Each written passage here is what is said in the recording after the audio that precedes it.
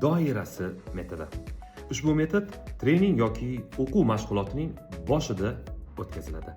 Ya'ni trening jarayoni boshladingiz va mana shu jarayonda siz ilk qo'llaydigan metodingiz bu tanishuv doirasi metodi bo'ladi.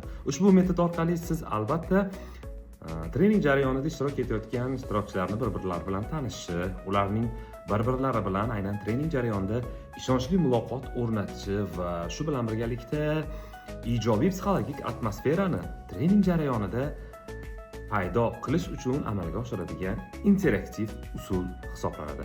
Ushbu trening jarayonida aynan ushbu metod orqali siz trening jarayonida erkin muloqotni ta'minlashingiz, ishtirokchilarni bir-biri bilan tanishtirishingiz va asosiysi guruhdagi ishtirokchilarni o'z tajribalari bilan o'rtoqlashishlari uchun imkoniyatlarni yaratib berishingiz mumkin bo'ladi.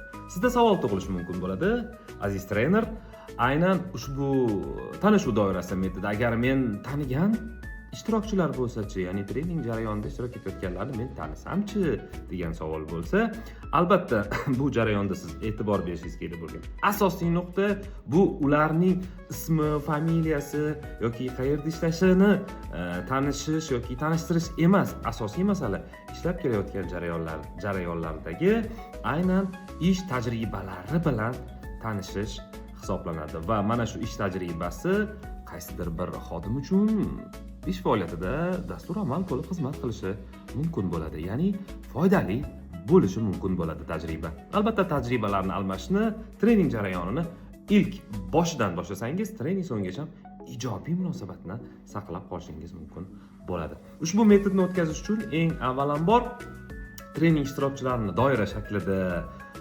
saflaysiz va mana shu doira shaklida sarflangan ishtirokchilar o'zlarini eng avvalambor ismlarini, familiyalarini va ishlab turgan agar yangi ijtimoiy xodimlar bo'lsa, yangi ishlab turgan o'sha lavozimlari va yangi ishga kirgan joylarini aytib o'tadilar va shu bilan birgalikda ijtimoiy sohadagi mavjud tajribalari bilan o'rtoqlashadilar. Ya'ni menda mana shunday, mana shuncha ish tajribasi, mana shuncha yillik ish tajribasiga egaman deydilar. Va eng asosiysi treningdan kutayotgan natijalarini aytib o'tishlari zarur bo'ladi. Men ushbu treningdan mana bu natijalarni kutayapman deya fikr bildirib o'tishlari zarur bo'ladi.